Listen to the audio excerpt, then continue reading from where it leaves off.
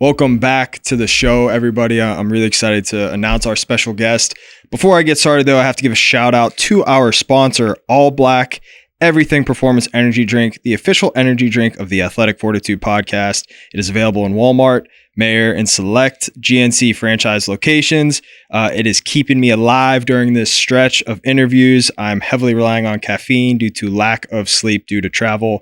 I'm not just saying this. I had my first sip earlier. It is delicious. Highly recommend. If you need an energy drink, if you need a pick-me-up, go get All Black Everything Energy Drink.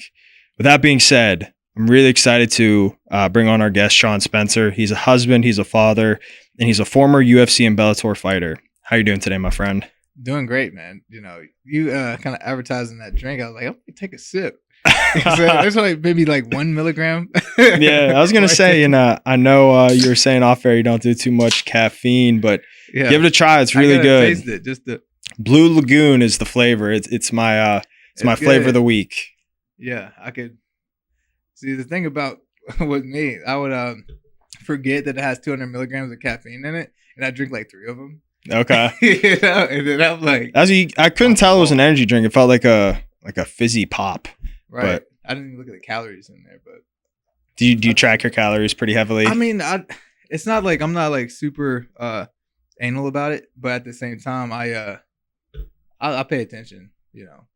But sometimes I'm like, if I'm eating some cookies or if I'm eating whatever, I don't want to see it. I'm just gonna take the calories in. I don't care. Talk to me a little bit about how much that carries over from your training days, focusing on competition when you're focusing on a cut for a fight. Yeah. How particular do you actually have to be with what you drink, what you eat? I mean, depending on how far you are away from like your weight, your weigh-in weight, you know, you have to be pretty particular, you know, especially when you get down to the wire, you know, say like the week of, say, I fought at 170 pounds.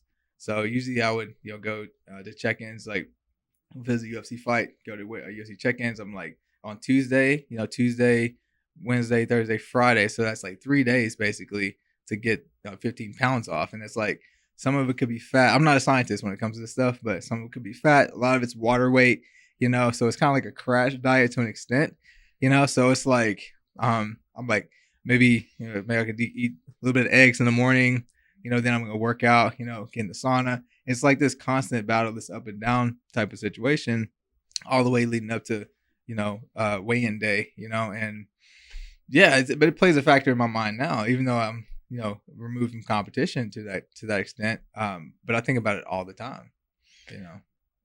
How does it mess with your mindset leading up to a fight with the ups and downs of battling that weight cut? Ask that question again. Yeah. How does it affect your mindset battling the ups and downs of the weight cut, trying to keep yourself at that weight while keeping yourself fresh, confident, and ready to fight?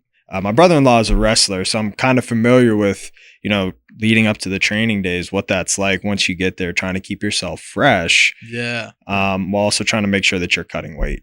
100%, man. It is a battle. And I think like now, if I were to, you know, go back to competition, go back to competing, I would be more disciplined. I'd say that, but discipline is one of those things where you have to really just be on it, man. You know, you have to every day, it's like to say, pay your dues every day, or, you know, rent is due today, every day, you know? So it's like, I feel like I would be way more diligent about it, you know, and be closer to my weigh-in weight sooner. You know, I wouldn't, you know, have any lag time when it comes. Sometimes I would, you know, get up to, you know, 200s. One time I got a 205, you know what I'm saying? One time I got even higher than that, like 217. And I had like, I don't know, it was like maybe 30 days to get down to 170. You know what I'm saying? So I had to do this like crazy crash diet, you know what I'm saying? And it's just not a good thing to do. Once again, I think fighters that are more disciplined are potentially more successful, you know?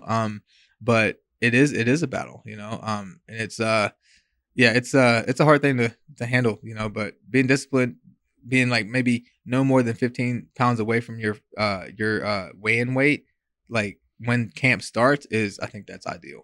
How hard is it to maintain that discipline? Because I think that is what a lot of people, not even just fighting, but athletics in general, refer to as what separates them is the discipline, the commitment level.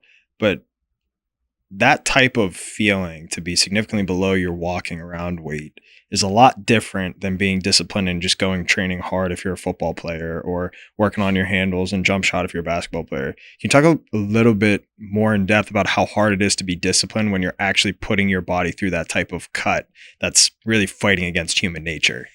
Man, that's an interesting question. But like, one time I got to the point where I think I say cutting so hard, which I was like a ways away from my walk around weight. I was probably walking around like 200 at that point, getting down like this is probably about 2 days before weigh-ins, and I'm probably about like 180 something. I'm like hard to hold on to that, man. I'm like, I just wanted to drink some water. Like really, I started watching like this YouTube channel like Badland Chugs or something like that. Just drinking water, chugging whatever, and even watching like I hate to say it, I don't know if I can say it, but like food porn stuff. Yeah. Like, or food corn. They can't say porn anymore. You can say it. Yeah, okay, cool. Like food porn stuff. I was like people like watching people eat. You know, I'm like, I can't wait till I get to, have some food. You know what I'm saying? And that takes away from the fight too.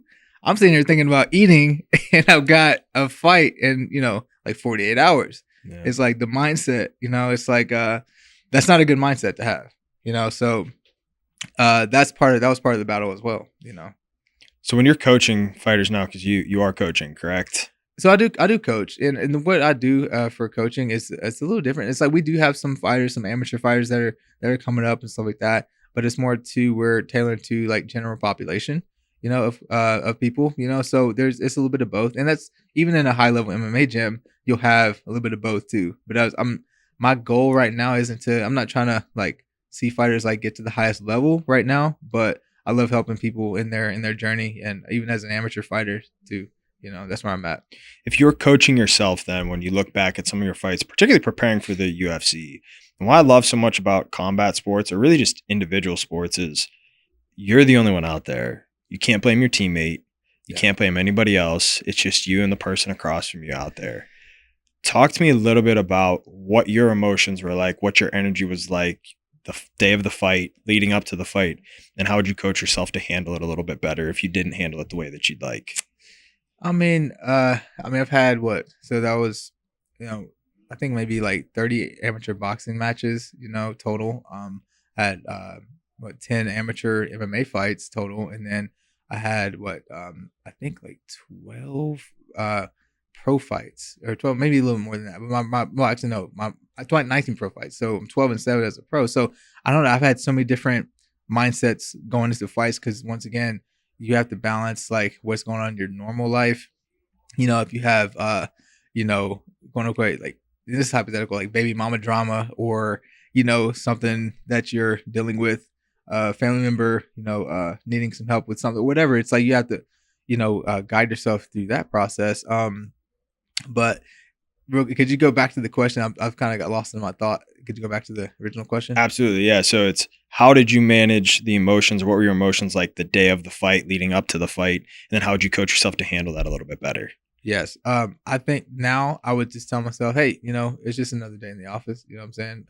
You've been doing this like pretty much your whole career now, so it's not, I would say not just myself, but like other fighters coming up, it's just training. It's training, but there is a mindset of, so I tell people this sometimes too, there's a difference between like sparring and there's a difference between fighting, so obviously leave all the other stuff behind, like all the things that are going on in your life, leave that behind, and let's focus on the present moment.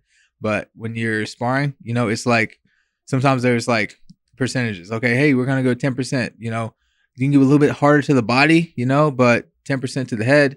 But okay, now guys, hey, we're gonna go 50%, or we're gonna do a live go, so it's like it's a little bit harder. But a live go isn't fighting. You're close to fighting, but when it's actually fighting, it's like there's something on the line. You have something to prove, not something to prove, there's something to gain in this exchange. I don't have any really any no, you have care for your opponent, but it's like I don't care about you so much to where I'm gonna do something to get you out of the way. This is like either it's a stepping stone or whatever the case may be. But it's I don't know, it's an interesting thought process, I guess you could say. I'm just so fascinated by the fight game in general. Yeah. when you're out in the octagon, is it literally like, I'm trying to kill you, or is it more like a smooth process of trying to figure out a competitive edge? I think some people have had the mindset of like, I'm trying to kill this person. I think that's a crazy way to go about it. I think I did that one time. I think that's the wrong way. That's the wrong How did it approach. work out for you in that fight? I don't remember which fight it was. To be honest with you. Maybe that's an indicator that you shouldn't do that. Yeah. But I used to want to get like mad or some type of anger. I always understood, or I guess at different levels. But I had an understanding of, you don't want to get like angry at this person, because I think if you get angry, it's like more of an emotional type of experience, and you might not think as clearly. But I think it can play in your favor to an extent if you can use like a rage moment to like maybe throw a punch harder, or overcome someone in a moment. Could also too, like if you're on the ground, and somebody's like holding you down and they're using all of your force, and you're like really, you can't get up, and it's like you have to tap into like a bit of a mindset of, okay, it's time to go, and it's like use all your force and energy to get up. In that, but not necessarily has to be anger, but it has to be some other type of force that helps you out of that situation, because it's a dangerous place to be. I had a anger management psychologist on, and we were talking about the power of using anger in moments, but it's a delicate balance. Yes. Yeah. So in your own experience, can you talk maybe a little bit more about how you learned when to channel? Because you talked about, which I love, not being emotional because it clogs your thinking. You don't think as clearly. So maybe could you touch on your experience as a fighter and when you learned to channel that anger or that energy to give you a little bit more of a boost, a performance enhancer, versus when you were like, okay, I need to be thinking clearly, I need to be reacting, I need to be smooth and strategic in my plan, versus when it's like, all right, brute force anger, I need this to get me out of a situation. Yeah. Yeah. There was actually, and actually it was one of my amateur fights. I remember, a guy had got me into a guillotine choke, from the front. And, we were going at it at first, and then, he took me down or something happened. I took him down, and he's got locked a guillotine. And I remember one of the first times I got caught in a guillotine, and actually I think it's my first amateur fight, MMA fight, and I'm getting choked. And all I remember thinking is like, okay, I gotta defend this thing, and I'm like, I want to get out, but I'm like stuck in this choke. But then I realized myself, I'm getting a little bit mad. Like, as soon as I get out of this, I'm going in on this guy. You know what I'm saying? So I'm like, trying not to hold my breath. I'm like, okay, I'm choking, but then I pop my head off. I'm like squeezing, pop my head out, and I'm like, oh, okay, it's on. So I'm like, boom, boom, hitting this guy, and and I got a TKO in that fight. So I guess there is a balance. Which now, if this guy would have been a little more experienced, he could have like waited on that moment, and as I got out, I went to go for the kill. He could have like reversed me, and then as I'm using that energy on the first punch or the second punch, he could have like overcome me in that situation. You know what I'm saying?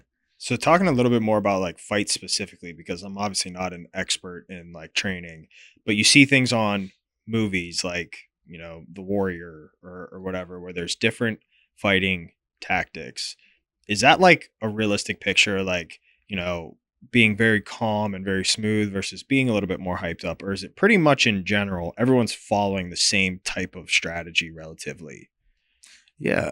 I think back to even what Mike Tyson talked about. I watched the Mike Tyson documentaries. Yeah. He's talking about like, as you're backstage, you feel a certain way. Maybe there's some nervousness you have. Maybe there's some bit of doubt that kind of creeps into your mind, but you got to push that away. As you're walking to the octagon, it's like you just get more confident, and then when you get inside the ring, you want to have that feeling of, and it's kind of prideful a little bit. It's like being invincible. Like no one can touch me. No one can, like I'm going to win this fight. I'm going to destroy this person, whatever the mindset is. But you want to have this dominant mindset so that you can win the fight, but it might not go your way. But I think it's just like you have to have ultimate confidence in your training, confidence, and even what you've been through leading up to that point, confidence in just all the hard work you put in, and just going out there and just performing, for the crowd, for your legacy, and just making it happen, man. Is there much Yeah. internal communication with yourself when you're actually in the ring? Like when you get hit, when you get put in a chokehold, are you ever thinking like, man, I'm tired? Or do you course correct that and you're like, but I know he's feeling my pressure as well. Like, what's the communication like in fight? Like if things aren't going your way and you know it, how do you turn yourself around in the middle of a fight? Yeah, I think that just comes down to your own like determination and your own, I guess I want to say values, but just like who you are as a person, And if you're a fighter, you're gonna push through that. And I think it's one of those things where my last fight was in 2018. My last UFC fight was in 2016. I took a year off in from 2016 to 2017 up into 2018, and so even now, I would think I would approach the fight game a little bit different, and even like going back into a training camp, like how would that be for me now, But I know I would approach it different. I think I have a more mature mindset, but I know this is business, but we're just gonna make it happen. Going back to your original question, so I think I'm kind of going back and forth No, on it's some okay. things, but I'm just trying to talk through like some thoughts that I'm having. But it is an interesting game, man. I think it's one of the I think any course of action that I took to have success in my life, this is probably the hardest thing I could have done. The type of person that I am. It's like I'm not really at my default like a confrontational person. I don't really like to fight in that way, but God put me on this course of action to fight, to ultimately fulfill a greater purpose for myself, and for my legacy, and ultimately for him and what he wants to do in and through me. What drew you to fighting? Because doing some research for this, I know you played other sports. In particular, I believe it was football. Yeah, it's about, yeah. What drew you to fighting? Yeah. So, I think it was a subconscious thing, man. My dad, he actually was a black belt, and they called it Shitaru karate. Okay. Yeah, I know. It's like, Yeah, I don't know. yeah, he would always tell me about it, and I was like interested in it. I grew up watching Bruce Lee, Chuck Norris, Jean-Claude Van Damme. I was like some of my heroes, man. So I think I wanted to be a fighter in some way, but I just didn't know how to go about it. Once again, football was there. There were some moments in my life that, I was like, I could be really good at this, but I just didn't have the discipline. I had some athleticism, but I didn't have like people encouraging me to do this. It just was a very interesting phase I was in, But as far as like fighting, how that came about, I literally, when I was 17 years old, I kind of was seeing at the end of my high school career, it was like 3 months left of high school. So my friends were getting, full ride scholarships to this college, academic, this, athletic scholarship, this. And I was like, and some other people around me were getting scholarships too. I'm like, man, I didn't get no letters. I didn't get no calls, nobody, like nothing.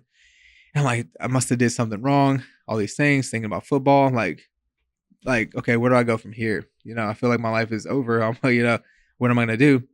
So I went into my room in my hometown. I'm from Bluefield, Virginia. Went into my room and I just started praying. I said, God, I really want to do something with my life. I don't know what it is I'm called to do, but I really want to know my purpose. I want to know why I'm here. So just please reveal to me my purpose. Like, what is it, Lord? And I was like, what I want to do. I want to be an athlete in some way, but I don't know, whatever it is. I said, whatever it is, Lord, I promise I'll give it 110% of my ability. In Jesus' name, amen. So I left my room that day. It was like 2 weeks later. I was in Walmart. Shout out to Walmart. I think that's gonna be Yeah, it's in Walmart. You said Walmart. It's Yeah. in Walmart. Yeah. But anyway, I just thought about that. But I was in Walmart and went to the DVD section, and I saw a DVD. A DVD was popped out to me, and it was the UFC 51. Vitor Belfort versus Tito Ortiz, main event. And something that struck me. It was like the guys on the cover. I was like, man, I just like, something, it drew me to it. And I was like, walked over, I was looking at it. I was like, this is cool, man. Some was telling me to buy it. I was like, I'm gonna buy this. Bought it. Took it home, started watching it, man. And it was like something about the UFC. I had seen the UFC, but like very briefly. I didn't really know what it was. And then I started watching. I was like, man, this is cool, but this is like brutal. This is like really fighting, man. And I was like, whoa. I was into it, man. It was like halfway through that DVD. Literally, like the room got quiet. You know, I was by myself. Room got quiet, and I was like, watching the fights. You know, my heart starts racing out of nowhere, and I'm like what is this? You know, and I literally, it wasn't like an audible voice, but it was like the presence of God was telling me, "This is what I want you to do." And I was like, "Oh." I was like, nah, I can't do that. No, this is not, that's too hard. No way. You know, and he's like, remember the prayer that you prayed? Remember anything you show me, Lord, I will give it 110% of myself. Remember that? And I was like, that was real. Like that prayer that I prayed was real. And this is what he's showing me. This is what I'm supposed to do. And he's like, this is what it is. Take it or leave it. And I was like, and then it was like almost like the presence left, and then sound came back. And I was like, that wasn't God, no way, you know. But I started thinking to myself, that really was God. And okay, if this is what He wants me to do, I'm gonna do it. I'm gonna do it. So I went on this journey, man, you know. And once again, that was like 2005 when that happened. And you know, I remembered my dad, you know, doing karate, and seeing some pictures on the wall in my grandmother's house. And it's like I wanted to do that. You know, I really wanted to fight or compete. I felt like something in me wanted to be a fighter, but I didn't know like the course of action I would have to take to become a UFC fighter. But God ultimately took me on the path. And of course, so from 2005 all the way up to 2013, I went on this journey, and I ultimately made it to the UFC. Like, how does that even happen, man? I was a small town kid, man, a town of 5,200 people, you know, and I don't know if I'm the only person from my town that's made it to the UFC, but it's a very rare thing, in my opinion. I think it is, and it was a very special thing for me. I want to talk about how that happened. When did you first realize you had a gift? And talk a little bit about the hard work and a little bit more about the discipline that takes to get to the UFC, because you're in a very, very small number of people that can say they fought in the UFC professionally. Yeah. I mean, as far as the things I had to go through, you know, it was you know, a very, you know, delicate thing. You know, as I'm talking about, like, the question I want to like actually, or I want to answer your question. Like you asked, like, could you ask that question again? Yeah. So talking about how you got there, when did you first realize you had a gift? Yes, okay. And then talk a little bit about Yeah. the hard work that took to get there. Okay. Awesome. Yeah. So the gift part, you know, I didn't, and here's the thing, a concept that I talk about is unlocking your inner fighter. Cause like ultimately I felt that I was a fighter, but I didn't know where. I had been in some fights growing up, but it was like, you know, some backyard stuff or whatever. It wasn't really real to me, but I knew I had something in me that was a fighter. I had some anger stuff I had going on or whatever, but I knew there was something more. But it was actually my very first amateur boxing match. So I had my first amateur boxing match. It was a 2-night tournament, November 2nd and 3rd, 2006. I had my first amateur MMA fight in 2007. I already talked about that. But so I found out that the boxing tournament is actually called the Rough and Rowdy Brawl. And it was in August 2006. I started training for this tournament that was in November 2nd, 3rd, 2006. And this is the first time you started training. The first time I officially started training, because I saw that UFC fight, and I think towards the end of like high school, whatever that month that was, 2005. So I was still kind of becoming a fan of MMA and watching, you know, and I decided I want to do this, but I had to become a fan first. Like I was like, I got to watch this. It was so cool to me, you know, so I became a fan, but first. But when I decided, okay, I'm going to take this fight, you know, and that's kind of the backstory to that. I mean, I would say that another time, but I committed to the event, and I was like, oh, this is real now. I like committed. I know when it's going to be. And, you know, training and all that, got into the best shape of my life up to that point, and getting to like where the talent and skill, where I truly found out how to knack for this. Actually the first night of the tournament, you know, they call my name. I'm like, you know, I'm ready to fight. Let's go. You know, I'm in the ring. I'm nervous as all get out. So nervous. But I'm like using that. I know in my mind to like use this moment for like use the nerves to win. I don't know. It was there. So I'm in there about ready to fight. You know, they call my opponent's name, you know, like 2 or 3 times. Nobody shows up to the fight. You know, nobody shows up. And I'm like, man, they're like, oh, Sean Spencer gets a bye to the next night at the tournament. I'm like, oh, yay. Okay, that's cool. Relieved. I'm like, yeah, I don't have to fight, but I want to fight though, you know? So anyway, the next night, they come back and, I'm prepped, ready to go again. They call my name to get up in the ring. I'm in there, I'm like, let's go. Like somebody's going to come to this ring. Call the guy's name 3 times. Nobody came. They're like, Sean Spencer, you get a bye to the semifinals out. And like, I'm like, okay, this is cool, but it sucks at the same time. Because I'm about to fight somebody that's got at least 1 fight or 2 fights, So I was like, what's going to happen from here? So the brackets come out and, I go look at the brackets. Okay, I'm fighting some dude named Chris Jones. They're like, who's fighting Chris Jones? And I'm like, me, and they're like, dude, like, you don't want to fight Chris Jones, man. He's like the reigning middleweight champion, bro. He's got like 40 fights. He's going to turn pro like next year. So I was like, really? Like, I'm fighting the reigning champ. And I was like, no, I'm not fighting this dude. Like, I have no experience. And I went over to the corner and just sat down. I was like, contemplating my life. I was like, why did I even do this? Like, no way. I'm not doing it. But Holy Spirit speaking, this is, you're going to take this fight. This is what you're called to do. This is where you're going to overcome. This is part of your battle. And I was like, all right, let's go. You know what I'm saying? So I'm prepped and ready to fight Chris Jones. Like, this is what it is. So I get in the ring, they call his name. I was like, he's coming. He's a champ. So we're fighting this 3 1 minute round fights. And, it's if you've never done that before, that's a long time to be fighting, But anyway, we're fighting, I'm giving him my best. I was like, I'm actually doing pretty good. I'm hanging with the champ.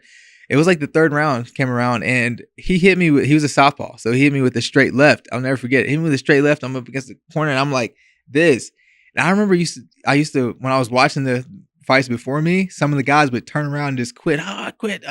I'm like, why are they quitting? This is before I fought. Why are they quitting? Like, why? This doesn't make any sense to me. Well, I got hit with a punch where it rocked me. The world's like literally like this underneath you. Like, and I'm like, I saw the white light and I'm like, in like a moment, it was like, okay, you can either quit or you can go harder. I had that feeling like I might quit. I was like, nah. And then that was the moment, like unlock your inner fighter. Like there was it was a source of light that I'm like, I'm going in. And I just came back and fought. And that's when I like realized I really am a fighter. And I, went to the bell and all that stuff. And I was like, that animalistic part of me came out. And I was like, this is what I've been wanting to do, And then even though I lost the fight, he won by a unanimous decision. It was a huge victory for me. I was kind of down on myself. I was like, I could have done better, and that's another thing I knew that, that's, you kind of want that. You don't want to just be okay with, what the loss. And that's, even though it was a victory to an extent, I still want to do better, so I earned his respect. He actually invited me to come out to train with him and stuff like that. And that's kind of where it started, man. But that was like the moment I knew. I was like, this is what I want to do. I can actually do this, How much of your response, like bringing out that inner fighter, how much of that is natural? Like, is that natural or do you think that was something you developed? Can people develop that?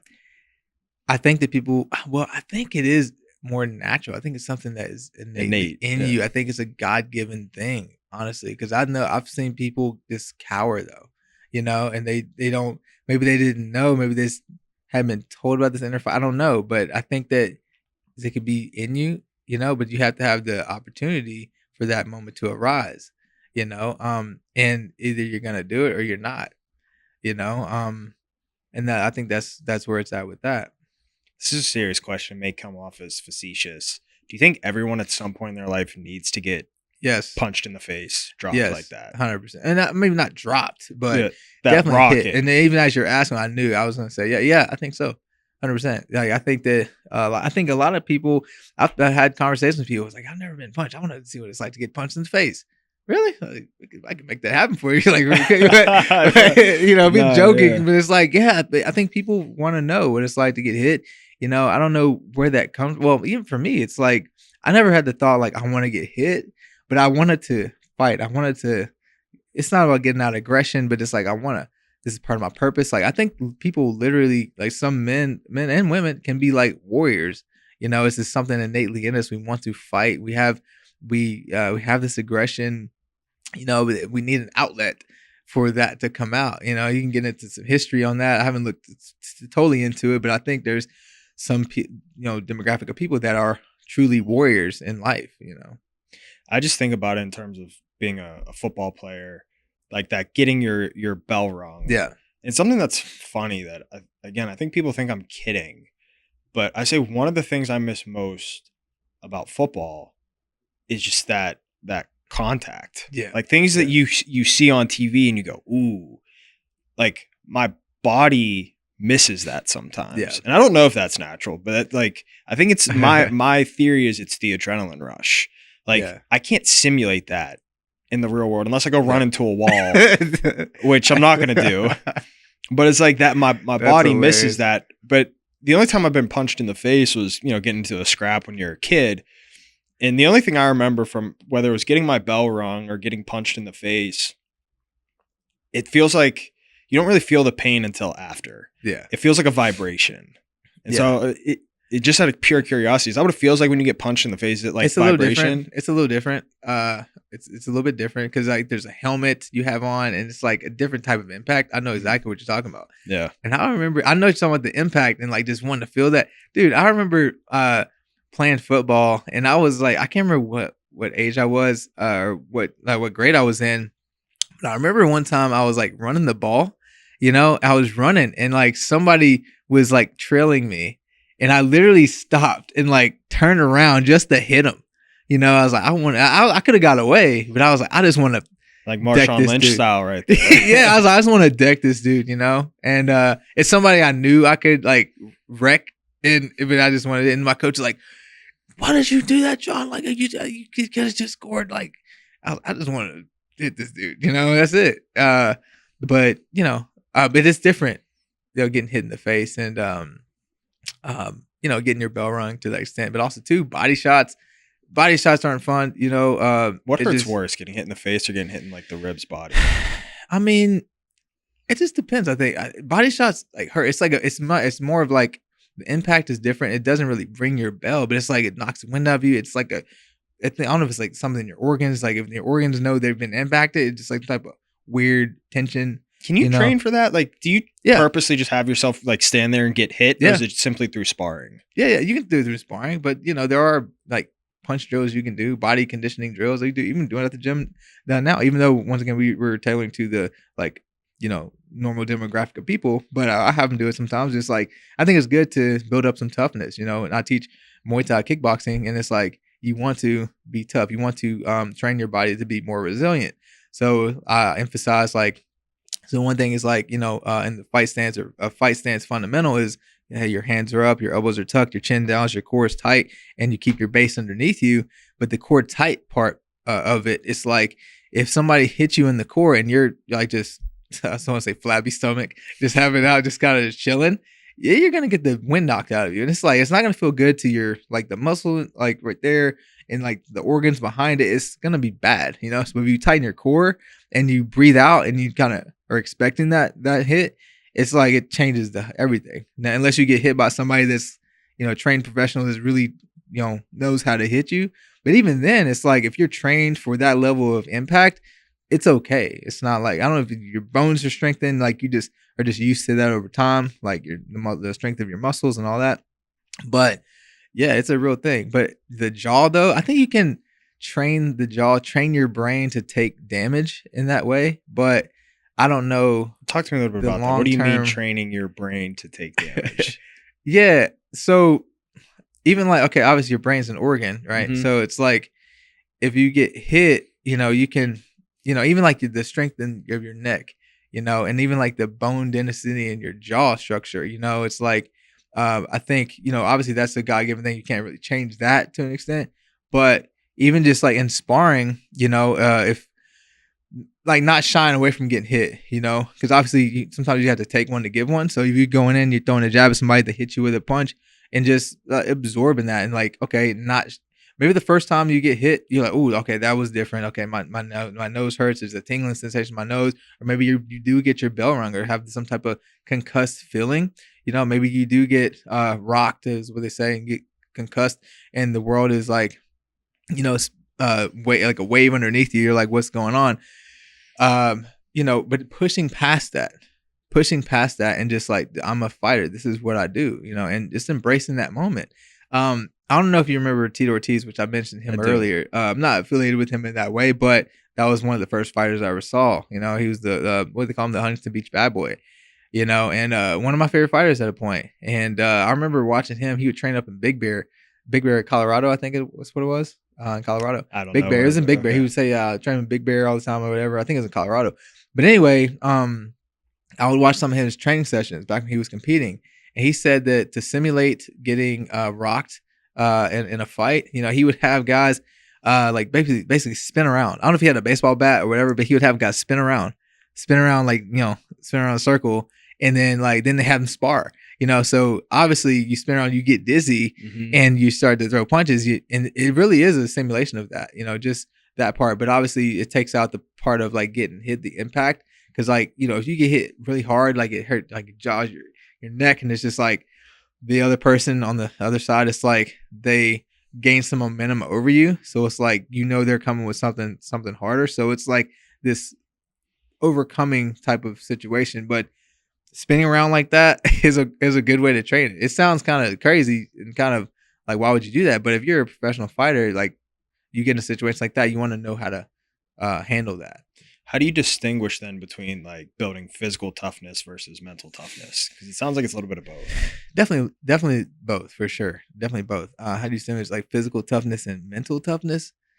Man, that's an interesting question. I mean, I think because even like when I'm having people do like, you know, core exercises and like, you know, doing or like having hands up and punching in the stomach, I think it's just a little bit, but I think, you know, innately that this is strengthening my body, but this hurts.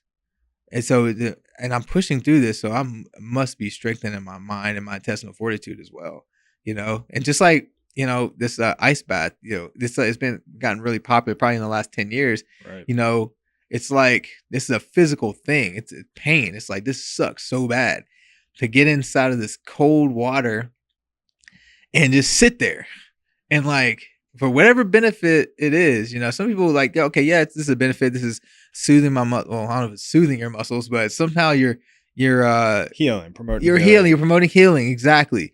But to get to the healing part, you must go through this intense pain, and you're like, how? Why? Like, why am I doing this? Like, you're trying to people do, and I've done. I say people, but I've done this before too, like doing affirmations and doing like declarations and just being thankful in that moment. It's like strengthening your resolve. You're building your intestinal fortitude because I'm going through this massive pain, but I'm being built up at the same time, you know, and you obviously know this because you're doing it, you know, and you hope that it's going to make an effect, especially if it's your first time doing it. It's like, I don't know if this is ever even doing anything. This is working, but you're in it. You're pushing through. You stepped outside your comfort zone. Is doing something very challenging. So yeah, it's helping, you know. Has your fortitude ever surprised you? Were you ever surprised and look back like, I can't believe I was able to overcome that?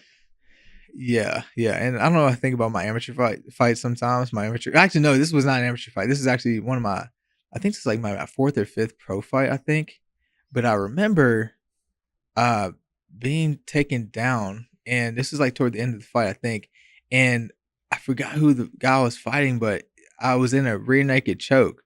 It was in a rear naked choke, and the guy had me, and I'm like, you know, he's got me like kind of sprawled out, and I'm like trying to get out and trying to position my hips to get my knees under me.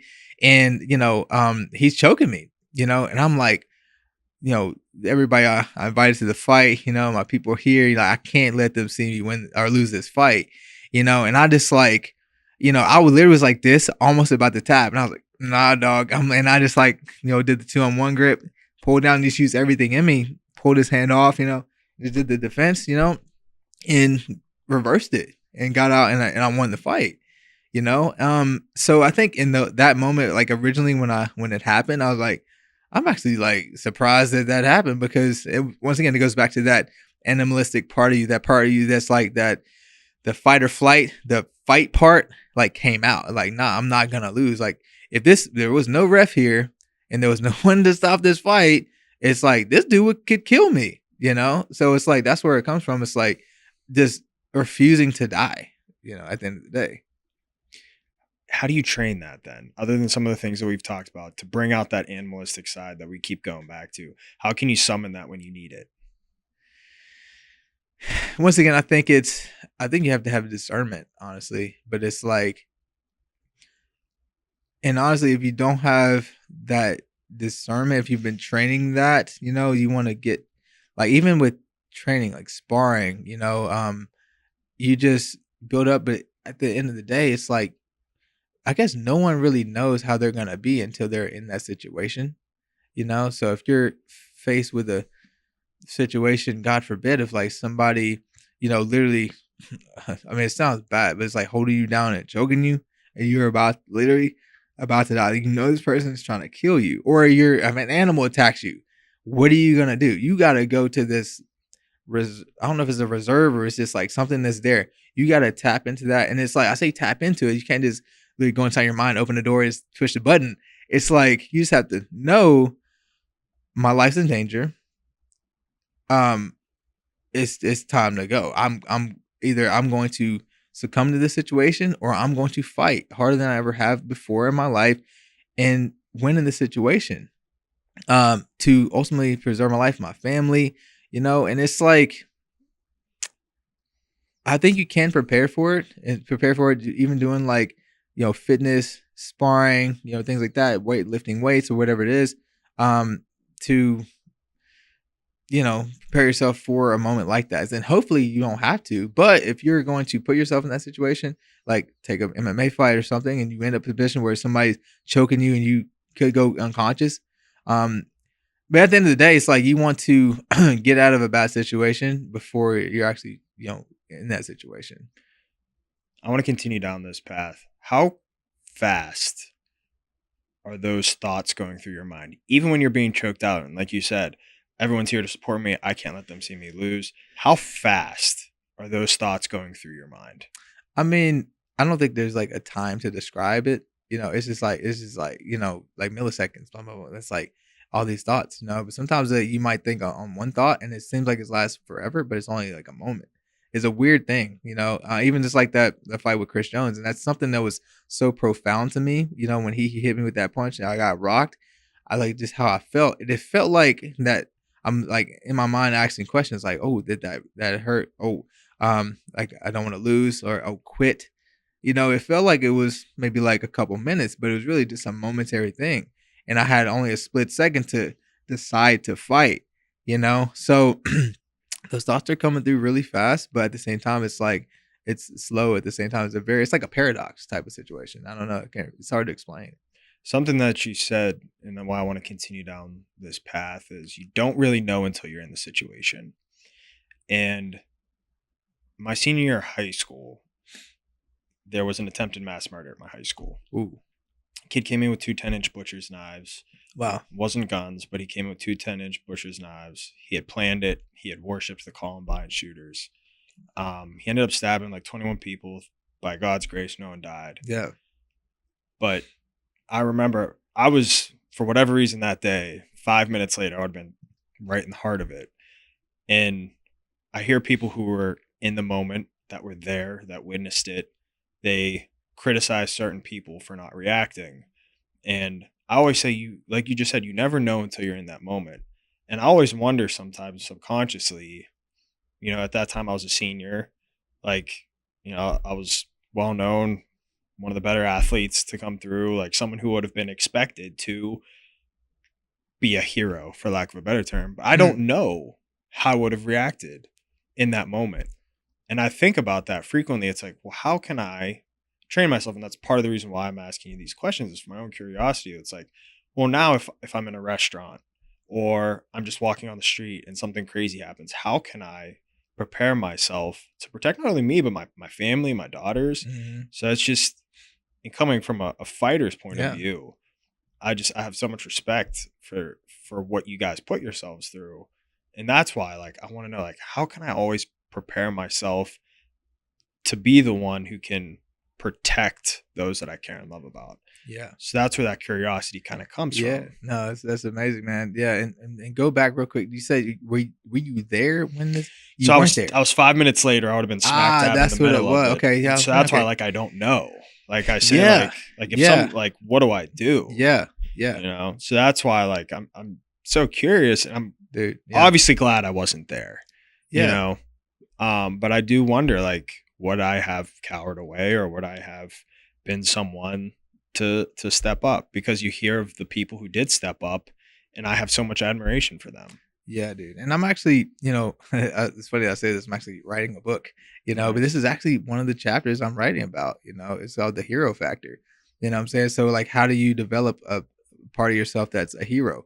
And I think it starts with something very simple. Like, even if you see a piece of trash on the ground, are you the type of person that's gonna walk right past it, or whatever? Somebody else will get it, whatever. Or are you the type of person like, you know what, I'm gonna picked it up, trash can's over there, well, put that in the trash. Or a type person that's, you see a buggy, like you're about to pull in a parking spot and the buggy's there, whatever, I'm just gonna go to another parking spot and then walk right past the buggy, not put it up or take it in the store. Like, are you that type of person? Or are you the type of person like, you know what, I'm actually gonna get out and put this in there, I'm gonna put my car here, like that type of thing. Like, and I think that kind of translates into someone, if someone comes into a store and you're in there, or a convenience store, and you just happen to be kind of laid back, you see this person about to rob the store, or they gunpoint, you're in a position where you can stop them. That hero factor will kick in. Are you the type of person that's gonna walk past that trash? Are you the type of person gonna be like, let me just dip on out, I can just creep over here, right, whatever? Or are you gonna be like, you know what, let me grab a hold of this guy, slam him on the ground, punch him, let me take the gun, you know what I'm saying? Like, are you that guy? So it's like that hero factor. But that hero, the guy that's going to take the gun from the guy, is going to be the same person that's going to pick up the trash, throw it away. Like, that's what I think. So, I guess, do you listen to David Goggins at all? Yeah. I have, for sure. It's like, I am a fan of David Goggins, for sure. I don't listen to him like religiously, like I think some people do. But when I hear him, I'm like, yeah, that's good stuff. Yeah. So I've listened to a couple of his podcasts that he's appeared on. He's very selective on it. I'm not a religious follower of him either, but there's some things that he does to build his own, like what he calls willpower and tenacity. And do you know what smoke jumping is? I've never heard of that. No. So it's when fires get too big and you can't put them out from the outside, you have to put them out from the inside. Wow. Okay. And 4 months out of the year, he will force himself to smoke jump. He'll jump out of a plane, land inside a fire. Oh, wow. To put it out. And so I think about like things like this, and maybe on like a smaller scale, like what things can you do?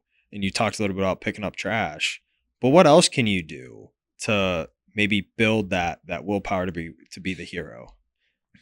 Like, what do you do in your own life? Yeah. I think, I don't know, kid, like if you have children, if you're, and I think it comes from a place of empathy, honestly. It doesn't have to be, but also too, it comes from a place of anger. You just like want to see like justice be served, you want to see the righteous thing prevail, so it comes from that too, man. But I think even if you have kids, man, you just playing with your kids, you're like stewarding your kids properly, you're just showing them the right way to live. And you just, and also too, like in your marriage, are you being kind to your wife? Are you being empathetic towards her? My wife's pregnant, so it's like I'm not constantly now, but I used to just be more not understanding of like the things she's going through. I'll be like want to go take a walk or something, like when we were having our first child, go take a walk or something, and she's like just not up for it. I'm like, oh, really, you're just not, you can't just go and walk, that's like, that's wrong, that's wrong to be that way. Just be more empathetic. But I think just at the end of the day, I think it's all about, if you want to see justice served, you want to see the truth prevail, you want to see the righteous thing done. So in a moment where something quote unquote wrong is happening, or something this is not the right situation, and I can do something about this, you're ultimately going to do it. Now, how can you train that? I think it's just how you live your life, just making the righteous decision on a daily basis, because I think ultimately we kind of know what's right and wrong within our heart, whether you're a believer following Christ or not. I think it's innately there, but you can train that part of yourself by, just tapping into it. Like, just, I and also prayer, and also too, man, just when you understand like the greatest commandment, love God with all your heart, soul, mind, and strength, and love your neighbor as yourself. If you're truly living that life, you're gonna do the right thing in every single moment. But also, like if somebody comes into a room, they have a gun. It's like, and it's somebody hypothetical situation, God forbid, somebody comes around room with a gun just like that. Like right now, I'm like maybe just play back a little bit, knowing that okay, this guy has a gun. Okay, cool. Like, what's he want or whatever. And when the moment arises, like if even somebody sticks a gun in my face, maybe I'll just like chill for a second, and then when he looks over there, boom, snatch the gun. Or if he comes in, points it at my wife, like I'm like play back and like just get up and go run up right over there. So this is a life or death situation. Handle that. So once again, that's a hypothetical, but I think it's in how you live your life. If you're constantly making the right decision, the right decision, then that's what will happen when the situation arises where you have to protect yourself or protect your family members. In that case, There's a framework that you talk about, or that you told me about, that I think can apply to this a little bit. Maybe it doesn't, but you say it comes from your fight background, but knowing your surroundings. Can you talk to me a little bit about what that means to you and kind of what that framework entails?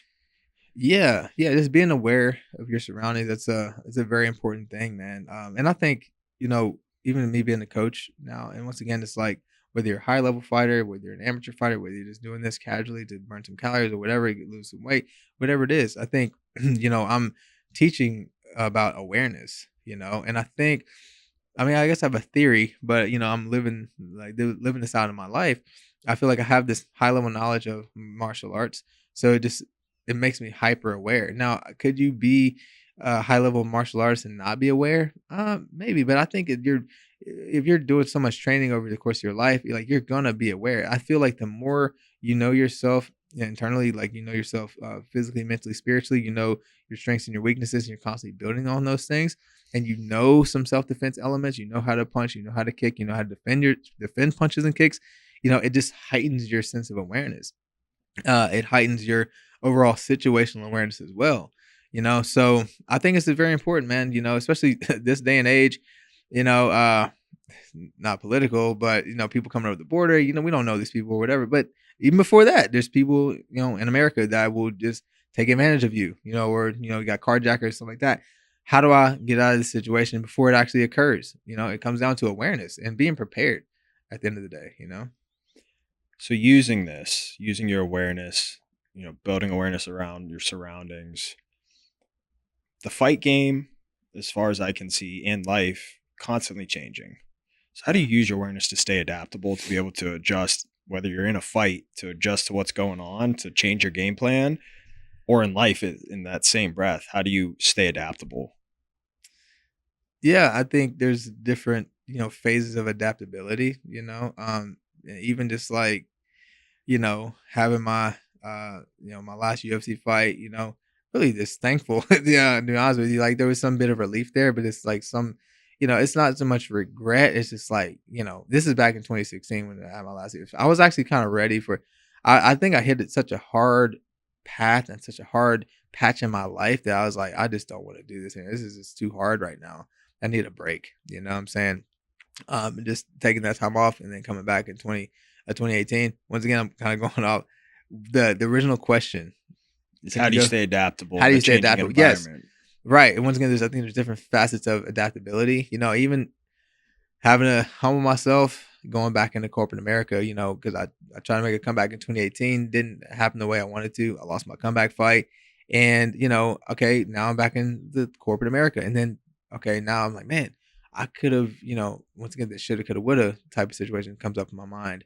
Like, okay, I could have done this. I could have saved my money more properly. I could have, done this if I'd have just done this in the fight. If I'd have watched my weight more closely or whatever, it could have been a different outcome. But going back to, not going back to, but the person I mentioned on here, but Romans 8:28, we know that all things work together for the good of those who love the Lord and are called according to his purpose. And just understanding that from your past to your present, like you've done everything you could just allowing, this is something a quote that I think I came up with, but allowing your past to operate as a springboard to your greater future, becoming adaptable, knowing that, okay, I'm in the right place at the right time right now today, whether it be I used to be in the NFL, or now I'm actually back in corporate America trying to figure things out, trying to work out my life. I maybe dug myself into some holes, but let me adapt through this. Let me still use some of those mindsets I've had, through my fight career, my NFL career, things I've learned to better my position now, and also ultimately help the world become a better place. It's like you're in the right position. Don't think about the past in a negative. Like, you're right where you need to be today. You know what I'm saying? Is that the mindset you use to help yourself cope with the losses after you would fight, or did you do something else to help you handle those failures when you'd come out of a ring losing? Yeah. I think a different way to look at it. Like, something I did to cope with I think Or cope. to push you forward, not necessarily Yeah, cope, but like 100%. what Yeah, helps you yeah. come back? Yeah. And I think that is the mindset, and sometimes I was going more negative. But it's like, dude, I have to think positive about it. I have to know that God's working all things together for my good. Because if not, it's like you will, especially if you achieve anything great in your life, it's like if you want to go back to that, it's like, no, it's done. That's over.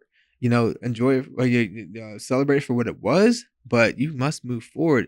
Like, this is what it is today. Take that, once again, allow your past to operate as a springboard to your greater future.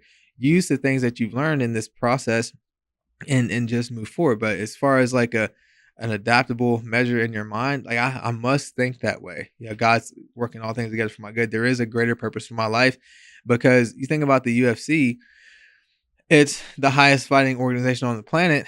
One of them, but it's the top. It is. Everybody knows the UFC is the top. And if I think, okay, I want to get back there or whatever, it's like, nah, no, this is where I'm at now today. And all the losses that I have, 12 wins, 7 losses. I think about my record too. It used to kind of really get me down. Like, I have, if you look at my record, I have 4 losses at the end of it. And I'm like, man, I got 4 L's. I gotta get a win. And it's like I'm like chasing the win, chasing the win. But I'm realizing I'm winning every day. I have like 3 beautiful children. I have one on the way. I have a job that I'm working. We're coaching, I'm building business and different things. My wife has a nonprofit organization. We're running that together. I'm launching ministry and just like building. It's not a physical fight, but it is a fight in life. It's like every single day we're facing our fears, we're overcoming obstacles, and that's what it is. I want to talk about a topic that you had told me about, and it was, you were depressed and there was a moment Yeah. where you wanted to give up on life. Mhm. Can you talk to me a little bit about what led you to that and then how you got out of it? Yeah, and there's been a couple of times that's happened, and I think, even if it's a touchy subject, but I think it's something that should be talked about a little more. I think it's you have to be in the right circles, but at the same time, man, it can happen to anybody if you're not prepared, or not just prepared, but if you're not making the right decisions to leading up, or you just have to be talking to the right person, and you have to be comfortable with sharing like some of your intimate like details of your life with the person, because some people don't want people to judge them or whatever. But for me, like the moment I was talking about specifically, I think it's because I was just comfortable in a way, and I was comfortable. I forget what year this was. It was probably back in like 2016 or something like that. I can't remember, but I was just like kind of comfortable. I had enough money where I didn't really have to work if I didn't want to. And once again, they're just bad stewardship. That's a bad mindset, because you always should be pushing for more. Let's get more. Let's do better. Let's give what I have. Let's work. Let's build some things. I really wasn't thinking like that back then. And I had some money in the bank. And it might not be a lot for some people. It was a lot for me, and it was only me at that point.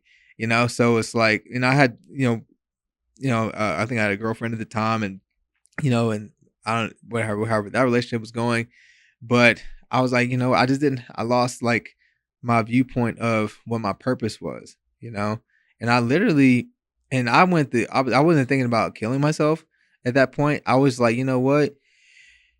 I just walked out, and I, dude, my rent, it was like like 2 months past due or something, and the constable was knocking on my door.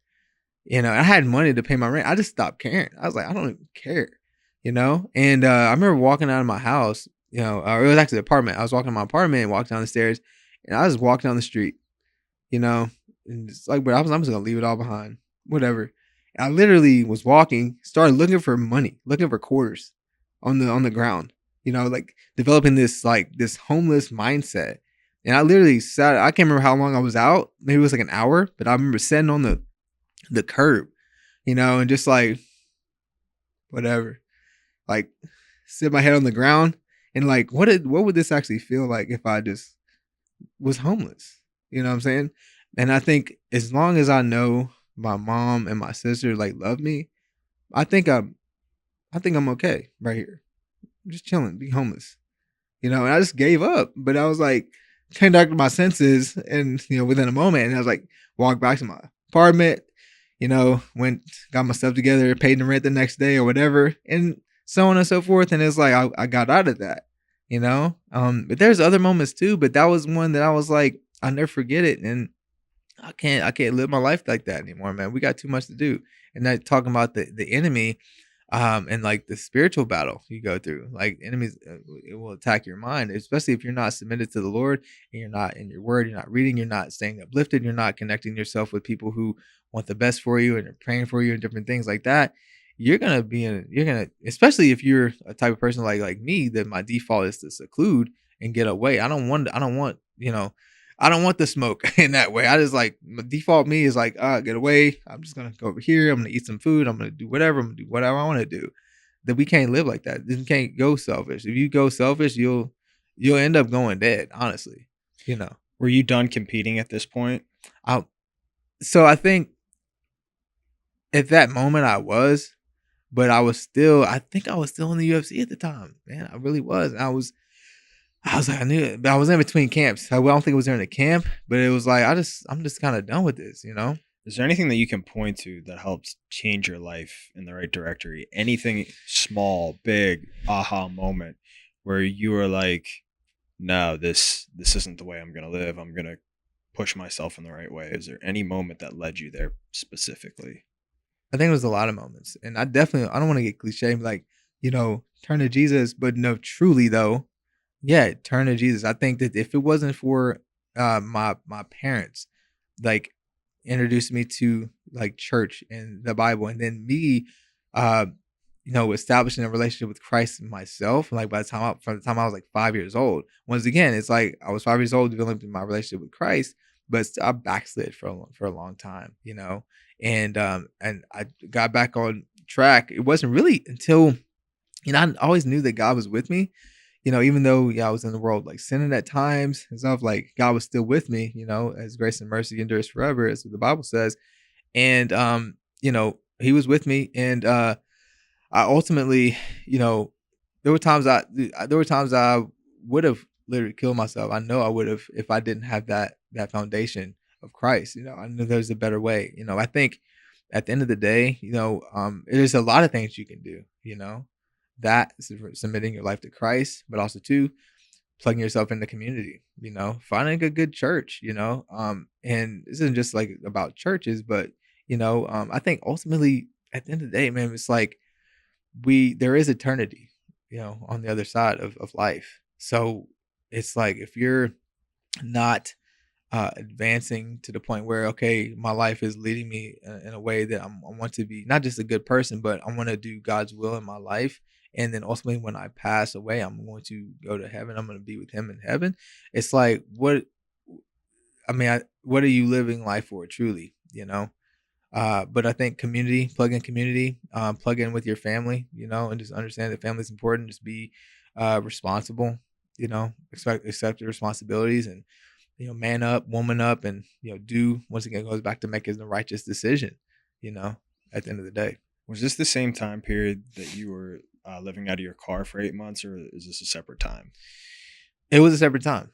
Okay. It was a separate time. Yeah, because there's been many, like, I don't know how many moments there's been, but I've made a lot of bad decisions, man. A lot of people have.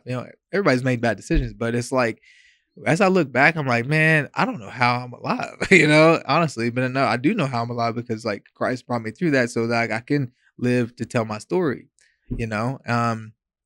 And you know, I think a lot of the things I've gone through were self-inflicted, you know. But even during the time I was living out of my car, you know, even like the moments leading up to that, or the time period leading up to that, I was just like, it's not that I was prideful, but I was just making decisions like for self, you know, and it's really God checked me. It's like, okay, well, if you're gonna keep living like this is where you're going. And I ended up, and I didn't foresee this happening, but boom, it was like happened. I was living out of my car. I didn't know when it was gonna end, you know, and I was like, I was so ashamed at that point in my life. I didn't want to like reach out to any of the people I thought were my friends and tell them, hey, I've got this going on. You know, I was just too ashamed, you know, and I think there's definitely a difference between pride and shame. It wasn't like a prideful thing.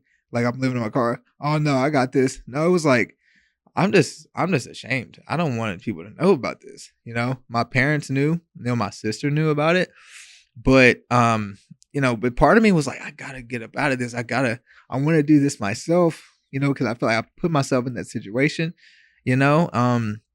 But you know, I could have. Everything happens for a reason, but the things I was doing that led me up to that, like you know, that's what ultimately caused it, man. But it all meant to happen for, you know, for such a time as this. The particular word you used, ashamed, I forget the psychologist I was listening to discuss it, but they were talking about how the younger generations today don't experience shame enough, and how Mm, it's actually one of the best feelings and emotions that we can have because wow, it drives change. wow. And so for you, when I hear you say that shame, it wasn't a prideful shame, it was a shame of, I need to change this. Obviously yours hit a relatively low point in your life, Yeah. but obviously it worked towards your benefit in the longer run. How much did you lean on family, some type of inner circle when you were in these moments? I know you said you like to be secluded, but did you lean on them to help get you back into faith, or was it solely just you getting back into your faith with God?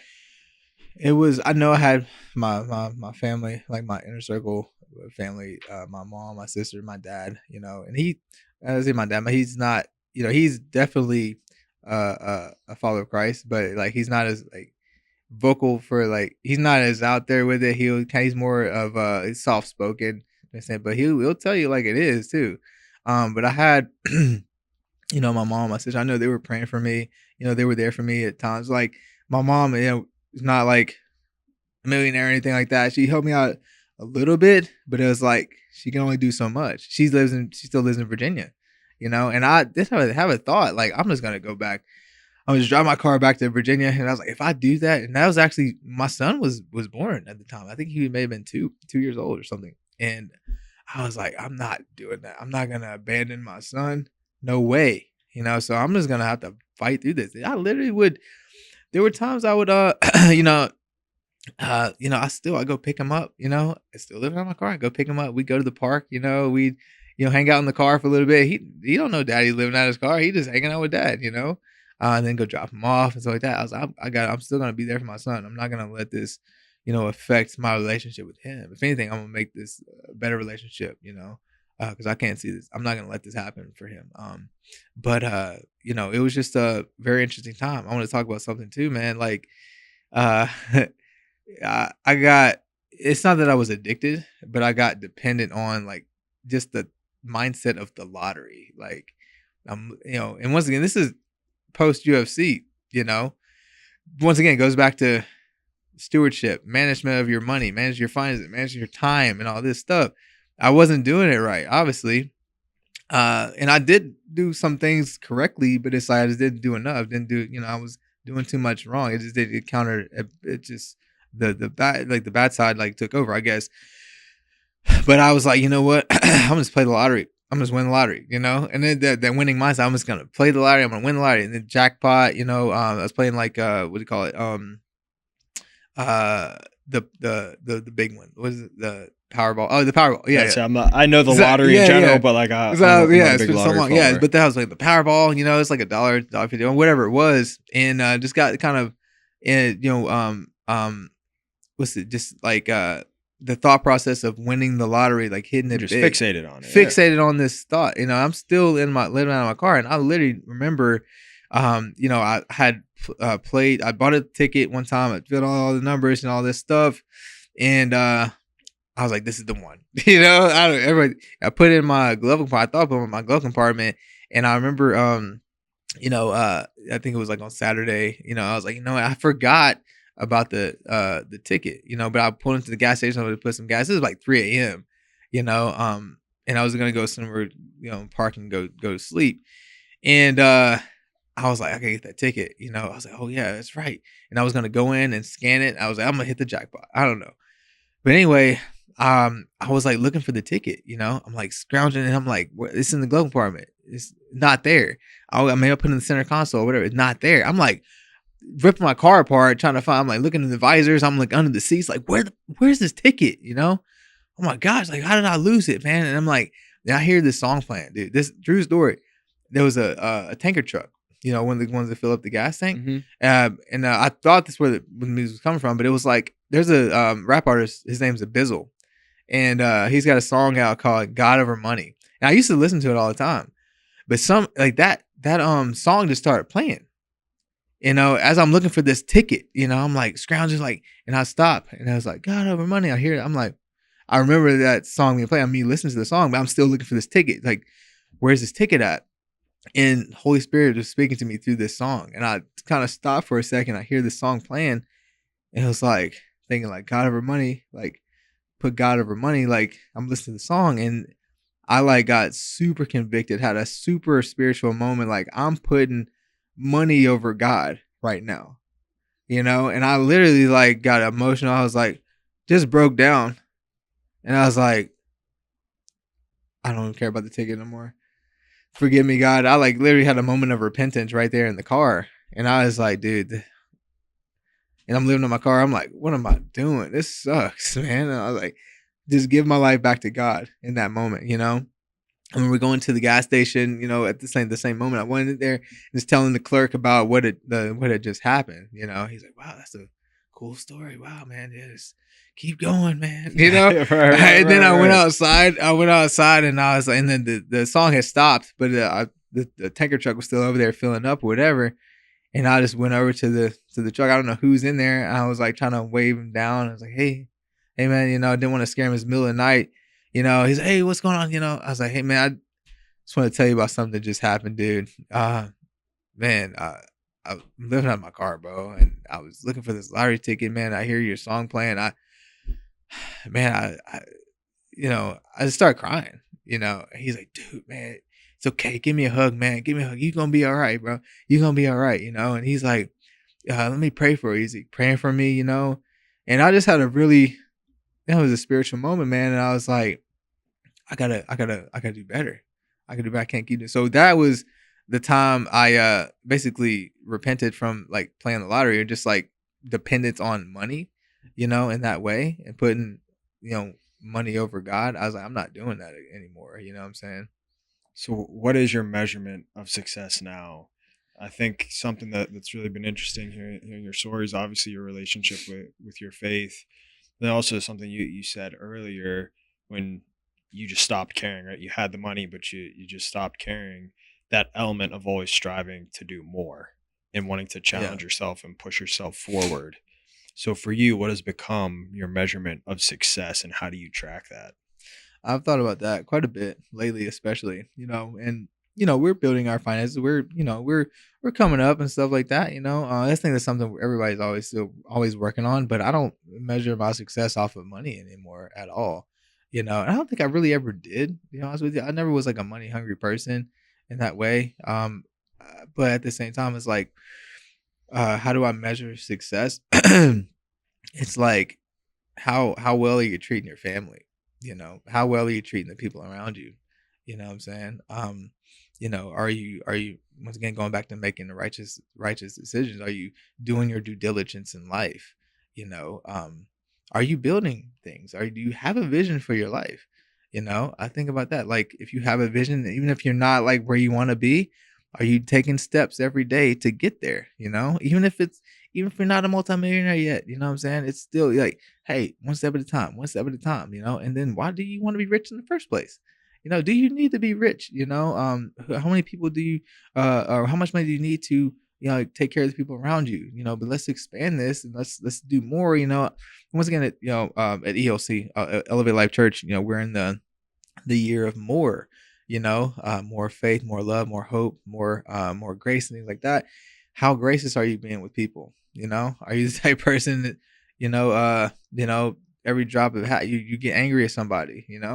It's like, are you working on your road rage? It's like I haven't had road rage in I don't know how long. Because it's like I just have grace for people.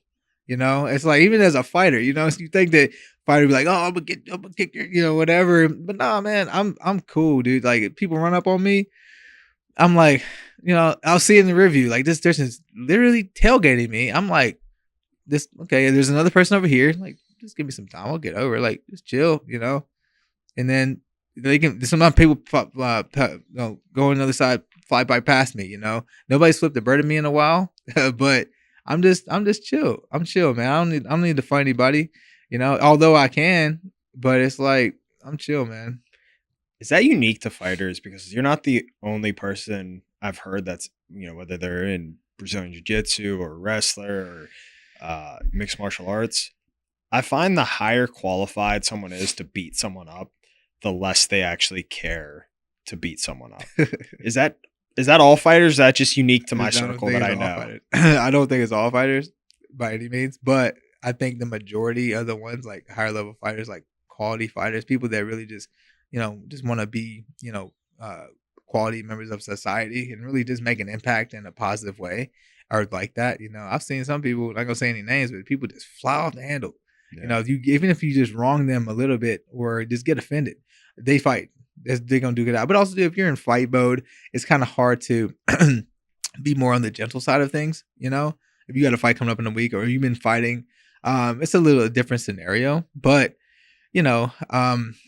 I still train every day, in some way. I haven't actually hit somebody with the intention to try to hurt them really bad in quite a while, but it's still there, and it's like I haven't had that opportunity presented to me. Like, nobody's tried to hurt me enough to where I want to hit them that hard or whatever the case may be, and I haven't competed like that in a while. But that's something that is in me too. Just wanted to. I don't want to hurt people at the end of the day, Before I started fighting, I want to tell you this real quick. Like, I was like thinking about getting into culinary. I wanted to go to culinary school. I wanted to go to massage therapy school. This is back in, before, like right when I was about to graduate, because I was still exploring, the idea to become a fighter. But I was like, that was still at the forefront of my mind. But I was like, oh, what's some other options too? Culinary, massage therapy, so I wanted to heal people, wanted to give people things that they can like and enjoy rather than, knuckle sandwich. Sorry. No, that's beautiful. Now to kind of wrap up here, your success story is certainly improbable. Yeah. Is there something in particular that you could point to that you did differently than maybe other people who were in your situation that weren't as successful as you? What did you do differently than them? What did I do different than the people that led you to success? So people who are in similar situations to you that haven't reached the level of professional, emotional, spiritual success that you have, what would you say you've done differently than them to put yourself in this position? Man, I mean, it's one of those things that I've made so many mistakes, dude. I don't, I want to, it's one of those things I have to kind of single it out, man.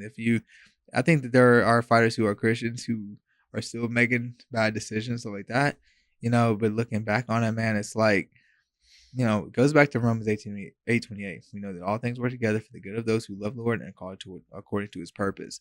I did, like, hindsight's 2020. If I'd known that I would have lived out of my car and all this stuff would have happened, I would have, I wanted to commit suicide at a point. I wouldn't have made a lot of decisions that I made, but it couldn't have happened any other way. the person I am today, the wife that I have right now, not right now, but forever, my wife is forever. God wouldn't have given me that if I wasn't truly submitted to him, and he knew, like, he gave me a purpose for my life, and I feel like I'm chosen. The Lord, like, wants me to shine the light of Christ in the world, so I think, if anything, it's like people talk about, like, there's many roads that lead to Christ and many roads that lead to heaven, man. It's just, I know and believe in my heart and feel like it's Christ, man. It's Christ. It's Jesus Christ for 100%. And I feel like, if anything, that's what I've done different. People that are living that way are living a Christ-centered life. That's what I've done different. But at the same time, I'm nobody. I'm a small kid from Bluefield, Virginia. Should have been anything in his life, but I chose to go on a path. God called me on this road, so I was like, now I want to, ultimately fulfill my purpose. I don't know what it's gonna look like at the end of my life. I don't know if I'm gonna be on my deathbed with a lot of kids around, my grandkids. Like, I don't know what it's gonna look like, but I want to do the will of God in my life. I want to be obedient to Him. And ultimately that's what it is. And I'm not competing with anybody anymore. And I can, now, if you want to play a game of chess, or if you want to, play a game of, on the Xbox or something, I will compete in that way. But in life, I'm not trying to beat somebody. I just, like, I do my own thing, but I do have a competitive edge in a way. But it's like, Lord, where's my lane? I want to be in my lane. I don't need to compete with anybody.